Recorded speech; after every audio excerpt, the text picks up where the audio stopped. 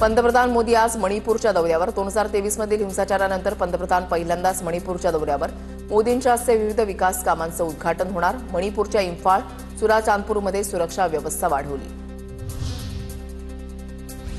दिल्ली राष्ट्रीय राजधानी क्षेत्रातच फटाके बंदी का लागू करण्यात आली? सर्वोच्च न्यायालयाकडून सवाल।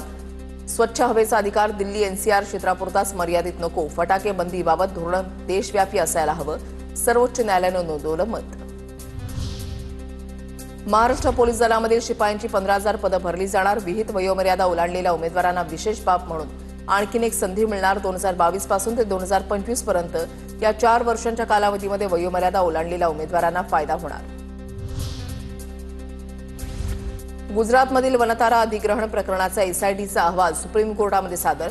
पेनड्राईव्हसह सीलबंद लिफाफ्यामध्ये अहवाल सादर। सोमवारी सुप्रीम कोर्टामध्ये सुनावणी होणार। मान्सूनचा परतीचा प्रवास यंदा 15 सप्टेंबरपासून सुरू होणार असल्याचा अंदाज। तर राज्यामध्ये पुढील 3 दिवस मुसळधार पावसाची शक्यता। पश्चिम राजस्थानमधून मान्सूनचा परतीचा प्रवास 17 सप्टेंबरपासून सुरू होण्याची शक्यता। राज्यामध्ये आजपासून पुढचे 2 दिवस मुसळधार पावसाचा अंदाज। मुंबईसह ठाणे, रायगड, रत्नागिरी जिल्ह्यांना अतिमुसळधार पावसाचा इशारा।